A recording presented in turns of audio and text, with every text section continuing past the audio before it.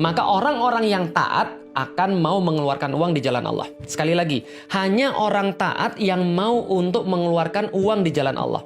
Atau hanya orang taat yang mau untuk habis-habisan berkorban dengan harta atau jiwanya. Pertanyaan sekarang adalah,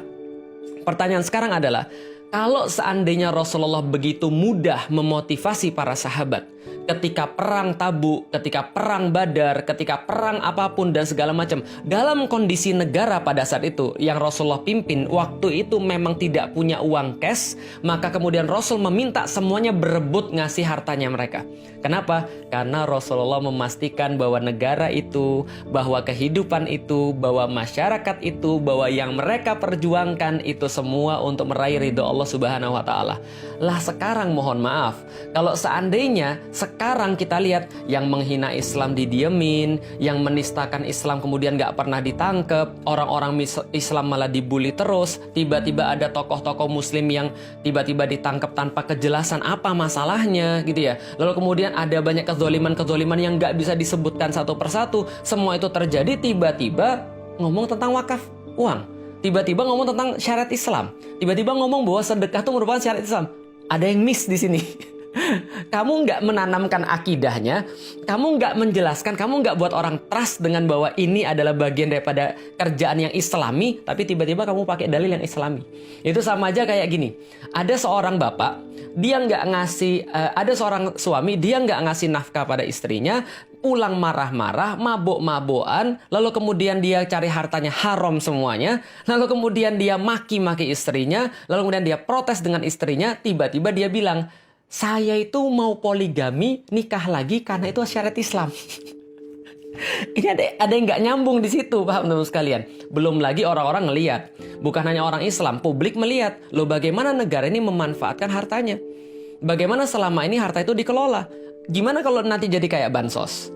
Gimana kalau nanti jadi kayak Jiwasraya? Gimana kalau nanti jadi kayak misalnya contoh ya Asabri dan seterusnya? Ini problem lagi. Lah kenapa? Karena ini masalah pengelolaan harta, nggak ada trust di situ. Lah kalau nggak ada trust di situ ya gimana caranya kita mau minta kepada orang wakaf uang tadi? Kecuali kalau tadi, negaranya itu sesuai dengan syariat Islam, gitu kan ya. Orang-orang Muslim itu kemudian diajak ngobrol, dihormati. Tokoh-tokoh agama kemudian diberikan kemuliaan. Agama Islam tuh dijaga, yang menistakan kemudian diurusin. Lalu kemudian, ya pokoknya menghormati agama. Dan orang-orang sampai umat Muslim tuh melihat, oh bener nih, saya punya pemimpin yang keren banget. Membebaskan Hagia Sophia misalnya kayak gitu kira-kira ya. Saya yakin kalau kayak gitu, itu nggak usah disuruh kita udah berebut. Kenapa? Karena kita pasti juga mempertimbangkan semuanya. Atau gampangnya gini deh, gimana kalau Habib Rizik yang minta wakaf itu ya kira-kira? Nah, nanti komen ya, kalau Habib Rizik yang minta wakaf itu kira-kira antum mau atau enggak? Kira-kira kalau misalnya sekelas misalnya contoh, ulama-ulama yang diakui di Indonesia, yang ulama-ulama yang jelas pembelanya terhadap Islam, yang minta uang wakaf itu, insya Allah saya yakin berbondong-bondong orang yang mau ngasih wakaf itu. Kenapa? Karena dia yakin bahwa gua ngasih ini adalah bagian daripada ibadah. Ketika gua ngasih ini adalah bagian daripada pemulihan terhadap agama. Karena itulah teman-teman sekalian yang perlu kita lihat, jangan cuma kemudian wakafnya doang yang mau, uangnya doang yang mau, tapi kaum muslimin dibully, dipojokkan, radikal. Kalau bahas tentang radikal, ya itu pasti bahasnya tentang Islam. Nggak ada cerita-cerita kemudian bahasa radikal, bahasa yang bukan Islam gitu loh maksudnya. Dikatain radikal lah, anti Pancasila lah. Tapi tiba-tiba kemudian ketika melihat potensi dana, tiba-tiba langsung, oh ini kayaknya perlu diwakafin nih. Sampai kemarin ada meme yang agak lucu. Kalau seandainya ini mau minta wakaf uang, kalau kemarin kan katanya FPI sama HTI kan dibubarin tuh. Nah kalau itu kan nggak boleh lagi untuk ikut pemilu tuh. Kalau ikut wakaf uang boleh nggak? Jadi misalnya ada yang bikin meme kayak gitu. Ini kan kenapa? Distrust. Orang nggak percaya lagi dengan keadaan yang sekarang.